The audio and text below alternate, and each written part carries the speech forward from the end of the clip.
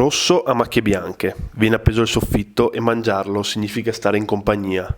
Il suo gusto è deciso e indelebile.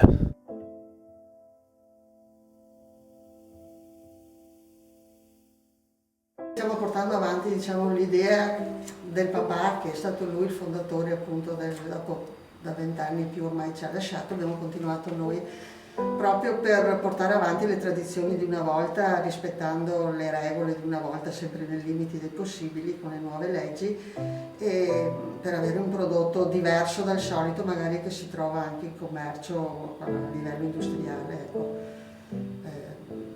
La nostra realtà sì è piccolina, però noi ci accontentiamo, insomma. Quali sono i passaggi, fondamentali per la realizzazione poi di un buon salame?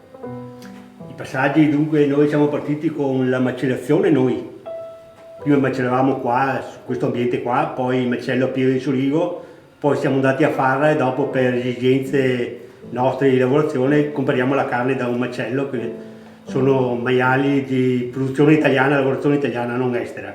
Quindi ci arriva tutta quanta la carne già sezionata, pacettoni, pancette, coppe, poi viene la lavorazione normale subito a caldo, insomma.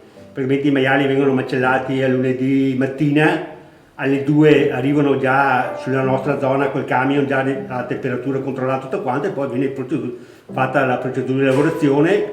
Mercoledì la lavorazione è finita, viene fatta la pulizia, le celle frigorifere sono vuote, quindi la settimana dopo noi non abbiamo prodotto della settimana prima, materia prima.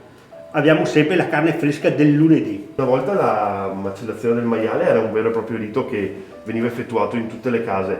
Voi avete qualche ricordo particolare che magari vi può aver portato a poi fare questa attività?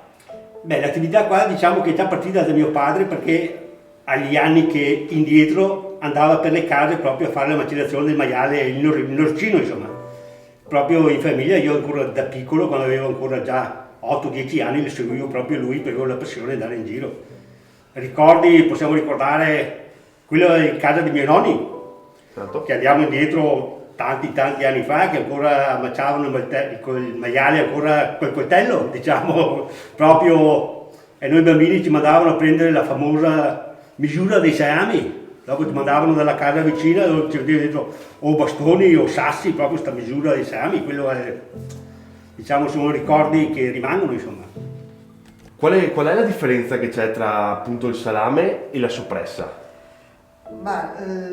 L'impasto, almeno per noi, è lo stesso, il salame e soppressa. Forse la soppressa è un po' più magra, però è la dimensione intanto, perché il salame è più piccolo, un salame pesa 6-7 etti, e la soppressa va dai 1,5 kg fino ai 3 kg.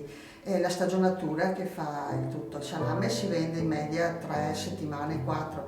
La soppressa dipende dalla pezzatura, va dai 2 mesi, 3 mesi e mezzo, dopo dipende un po' anche dai periodi, dalla richiesta del mercato, diciamo. Però la differenza sostanziale è la stagionatura che la fa, e le dimensioni, perché essendo la soppressa un pezzo più grosso matura diversamente dal salame, che è più sottile, più fine, più sottile.